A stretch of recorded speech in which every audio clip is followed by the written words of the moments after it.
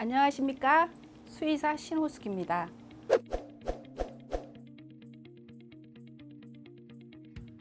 오늘은 유기동물과 길고양이 슬픔에 대해서 말씀드리겠습니다. 강아지는 언제부터 사람이 키우기 시작했을까요? 강아지의 조상은 무엇일까요? 우리나라뿐 아니라 전 세계적으로 처음부터 강아지가 있었던 게 아니고요. 회색 늑대에서부터 시작이 됐습니다. 회색 늑대가 사냥 기술이 뛰어나고 인간과 서로 커뮤니케이션이 잘 돼서 늑대를 오늘날의 반려동물로 변경되었다고 합니다. 그러면 고양이는 언제부터 키웠을까요? 15세기 빅토리아 여왕이 야외에서 실내로 들여오기 시작해서 고양이를 키웠다고 합니다. 그럼 이 아이들을 처음부터 사람들이 예쁘다 예쁘다 하고 키웠을까요? 아니에요. 반려동물은 맨 처음에 우리가 사냥을 위해서 필요하고 그 다음에 목축을 위해서 필요하고 그렇게 지내다가 오늘날의 반려동물이 된 겁니다. 그럼 고양이는요? 고양이는 빅토리아 여왕이 데리고 왔을 때부터 이제 실내로 들어와서 애완동물, 반려동물이 된 겁니다. 그 전에는 그래서 애완동물이라는 말을 썼어요. 근데 요새는 어떤 말을 쓰나요? 반려동물이라 그러죠. 근데 많은 분들이 그렇게 예뻐하는 우리 반려동물이 왜 유기동물이 될까요? 많은 분들은 병원비가 많이 나고요. 그 다음에 아이들이 너무 큰가? 그리고 우리랑 잘 적응을 못하는 것 같아요. 그랬는데 첫 번째 원인이 뭐였냐면요. 대소변을 못 가리고 짖는다. 반려동물이 유기동물이 되는 나이는 또 몇 살일까요? 많은 분들이 나이가 많아서 버리는 거 아닐까요? 병원비가 많이 나와서 버리는 게 아닐까요? 하는데 실제로 유기동물이 되는 나이는 6세부터 9세가 가장 많다고 해요. 그러니까 반려동물을 키워서 유기동물이 되는 과정은 뭐냐면 이 아이에 대해서 정확히 모르고 데려와서 키워서 이게 아닌 것 같아. 얘는 우리 가족하고 맞지가 않아. 그러면서 유기동물이나 보호자가 바뀌거나 그렇게 되는 거예요. 한 아이가 한 보호자를 만나서 평생 동안 살 확률이 몇 %인지 아세요? 20%밖에 안 돼요. 그러면 80% 아이들은 어떤 아이들일까요? 보호자가 한 번, 두 번, 여러 번 바뀌는 거예요. 그러면 이 아이들은 자기가 주인이 바뀌었다는 거나 버려졌다는 걸 알까요, 모를까요? 알아요. 어떻게 알까요? 정말로 이 아이들은 사람하고 이렇게 의사소통을 할 수는 없지만 보호자의 톤이나 그 다음에 행동이나 그거로 압니다. 혹시 요요독이라고 들어보셨어요?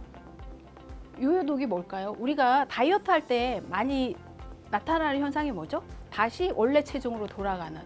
그럼 요요독은 뭐냐면요. 한 아이를 입양을 했어요. 그래서 보호자한테 가서 있는데 적응을 못하고 그 보호자분들이 나는 이 아이를 못 키우겠습니다 하고 다시 원래 주인한테 보내는 거예요. 제가 유기견 보호소를 하는데 저희 그 보호소에서 요요독을 4번이나 겪은 아이를 봤어요. 그 아이는 한 보호자한테 갔다가 다음날 못 키우겠다고 그냥 말도 없이 그 병원 앞에다가 보호소 앞에다 묶어놓고 가신 거예요. 그래서 왜 그러셨어요? 그랬더니 도저히 못 키우겠대요. 요요독의 첫 번째 원인이 뭔지 아세요? 많은 분들이 반려동물 안 키웠다가 키우잖아요. 집에 딱 오면 사람들이 막 흥분된 상태예요. 너무 좋잖아요. 새로운 가족을 맞으니까. 그래서 예쁘다 예쁘다 하고 맛있는 걸 주고 막 그렇게 하세요. 그럼 이 강아지는 어떨까요? 철장 안에서 보호소에서 있던 아이가 사람 여러 명 있는데 갔는데 사람들이 맛있는 것도 좋고 예쁘다 예쁘다 하면 흥분 상태가 되죠. 그래서 이 아이가 집에서 펄떡펄떡 뛰어다녀요. 그리고 컹컹컹 짖어요. 그럼 보호자들이 맨 처음에는 좋다 그래요. 와, 우리 아이가 적응을 잘하나 보다. 그리고 맛있는 거 주고 막 짖어도 잘했다 그래요. 그러면 이 아이는 어떻게 생각하는지 아세요? 내가 이 집에서 살으려면 짖고 뛰어다녀야 되는구나. 그렇게 생각을 하는 거예요. 그래서 그 아이가 어떻게 되냐면 맨날 짖고 뛰어다니고 그러는 거예요. 그럼 보호자분들은 나는 못 키우겠어요. 이렇게 뛰어다니고 짖는 아이를 못 키우겠어요 하는 거예요. 유기동물이나 아이를 키우실 때 집에 데려가셨을 때 제일 먼저 해야 되는 게 뭐냐면요. 그 아이를 이렇게 만지시면 안 돼요. 예쁘다고 간식도 막 주시면 안 되고요. 이 아이가 보호자한테 다가올 때까지 기다려 주셔야 돼요. 이 아이가 이 집에 와서 가족이 될 때까지 시간이 걸리겠죠.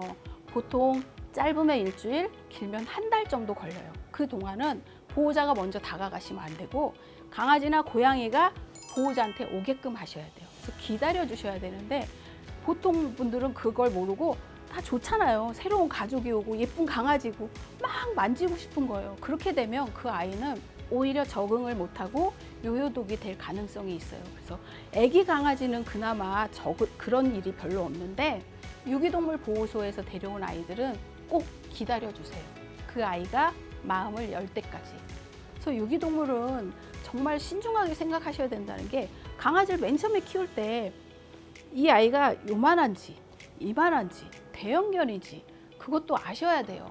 버려진 아이의 종류가 뭐냐면 너무 크다, 까맣다, 짖는 소리가 너무 크다, 그거예요.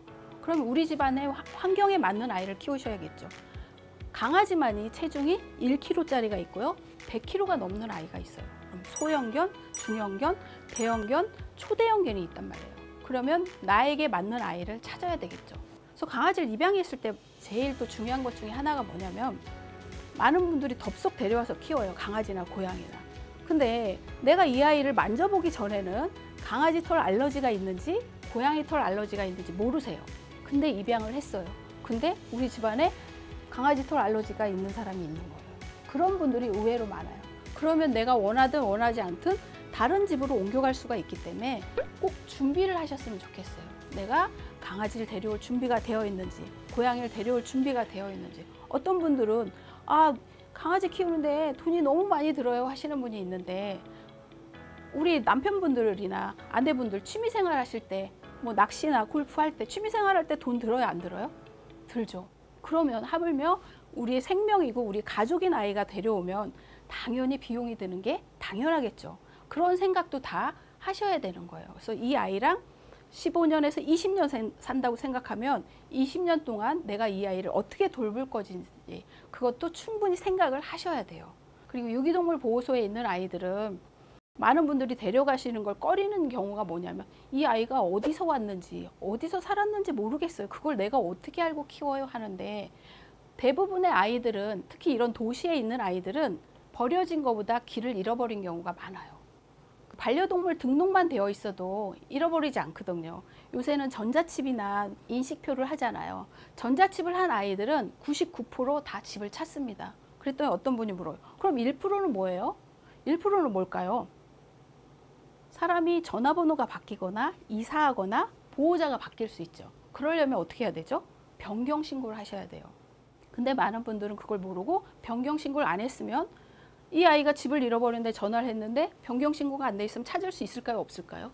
없어요. 그래서 변경 신고를 모르시는 분도 의외로 굉장히 많아요. 그리고 또 하나, 강아지나 고양이 잃어버리면 어디다 신고하세요? 많은 분들은 전단지만 막 붙이세요. 전단지 붙이면 빨리 찾을 수 있을까요? 아니에요. 구청에 신고를 하시면 돼요. 그럼 구청에서 유기견 보호소에 바로 연락을 해요. 그럼 유기견 보호소에서 그 아이가 있으면 그 보호자한테 바로 연락을 해주거든요. 그게 가장 빨리 찾는 방법입니다. 꼭 아셨으면 좋겠어요. 그리고 유기견 보호소 하면 많은 분들이 안락사 하는 데라 그래요. 근데 이름을 잘 보세요. 유기견 보호소예요. 안락사 하는 데가 아니고. 근데 아이들도 그렇게 생각하거든요. 실제로 유기견 보호소에 가면 10일 정도는 보호자를 기다리고요. 10일이 지난 후부터 무엇을 할까요? 물어보면 많은 분들이 뭐라는지 안락사요. 아니에요. 유기견 보호소는 10일 후부터 뭘 하냐면요, 무료 입양을 해요. 무료 입양이라는 걸 모르시는 분이 굉장히 많거든요. 무료 입양을 하고 또 지자체마다 많게는 30만 원, 적게는 10만 원까지 지원을 해줘요. 우리 아이들을 위해서 동물 등록을 하세요. 아픈 아이를 치료하세요. 예방접종을 하세요. 근데 이거에 대해서 모르시는 분들이 굉장히 많다는 거예요. 그래서 유기동물을 데려다 키우시는 거는 하나의 생명을 살리는 좋은 일이에요. 저는 수의사잖아요. 수의사는 많은 분들한테 물어봐요. 수의사가 뭐 하는 사람일까요? 그럼 아픈 동물을 치료하는 사람이에요. 그렇죠? 근데 안락사도 누가 할까요? 수의사가 하죠. 그럼 수의사가 그걸 하는 걸 좋아할까요? 아니라는 거예요. 실제로 2016년도에 대만에 한 여자 수의사가 있었는데 유기견 보호소에서 일을 했어요. 근데 그분이 마지막에 유서를 쓰고 자살을 했어요. 사람이나 동물이나 생명은 똑같다. 나는 강아지를 살리려고, 반려동물을 살리려고 수의사가 됐는데 나는 이 아이를 죽이는 수의사가 되었다. 나는 이 아이들하고 똑같은 약으로 내가 죽음을 막제하겠다 하고 유서를 쓰고 가셨어요. 그러니까 정말로 안락사는 모든 사람이 원하는 게 아니거든요. 안락사를 예방하는 거는 많은 분들이 유기동물을 입양하시고 유기견 보호소가 좀 더 활성화되면 좋겠습니다. 그래서 유기견에 대해서 다시 한번 생각한 시간이었고요. 길고양이에 대해서 또 말씀을 드릴게요. 길고양이는 좋은 동물일까요? 나쁜 동물일까요? 한 10년 전만 해도 나쁜 동물이요 했어요. 근데 요새는 좋은 것 같기도 하고 나쁜 것 같기도 하고 글쎄요. 어떤 사람은 좋다 그러고 어떤 사람은 아니래요. 또 어떤 학생은 그래요. 우리 엄마가 병균 옮기는 동물이랬어요. 절대로 만지지 말랬어요 하는 거예요. 근데 진짜 전염병을 옮기는 동물이 따로 있어요. 뭘까요? 쥐예요, 쥐. 칙칙한 회색 쥐 있죠. 제가 어렸을 때는 얼마나 쥐가 많았냐면요. 학교 교실 지하 바닥에도 뛰어다녔고요. 천정에도 뛰어다녔고요. 학교 끝나고 집에 가다 보면 이만한 회색 쥐가 있어서 너무 깜짝 놀랐던 기억이 나요. 쥐가 엄청나게 많았어요. 근데 그 쥐를 잡는 동물이 뭐죠? 고양이에요. 그렇다고 고양이가 너무 많아도 안 되잖아요. 이 길고양이가 참 좋은 동물인데 문제점이 있어요. 그 문제점이 뭐냐면 숫자가 너무 많다는 거예요. 암컷 길고양이가 평생 낳는 새끼의 숫자가 몇 마리일까요? 길고양이의 수명은 3년이에요. 그 3년 동안에 이 암컷 길고양이가 몇 마리 새끼를 낳냐면요. 자그마치 300마리 이상을 낳아요. 저도 이 소리를 듣고 너무 깜짝 놀랐는데요. 그 300마리를 낳은 암컷 길고양이는 건강할까요? 안 건강할까요? 행복할까요? 불행할까요? 굉장히 불행한 삶을 살죠. 그 300마리를 낳기 때문에 이 아이들이 오래 못 사는 거예요. 그러면 이 암컷 길고양이를 그냥 새끼 낳게 둬야 될까요? 아니겠죠. 그래서 수의사들이 10년 전부터 한 게 있어요. 길고양이 중성화 수술이라고 합니다. 근데 중성화 수술을 했는 아이랑 안 한 아이랑 차이가 있어야 되잖아요. 그래서 우리가 길을 가다 보면 이렇게 고양이 귀를 한번 보세요. 그러면 귀 끝에가 삼각형 모양으로 잘려있는 아이가 있을 거예요. 그랬더니 또 어떤 분이 이래요. 너무 불쌍해요. 귀를 자르면 어떡해요? 하는 거예요.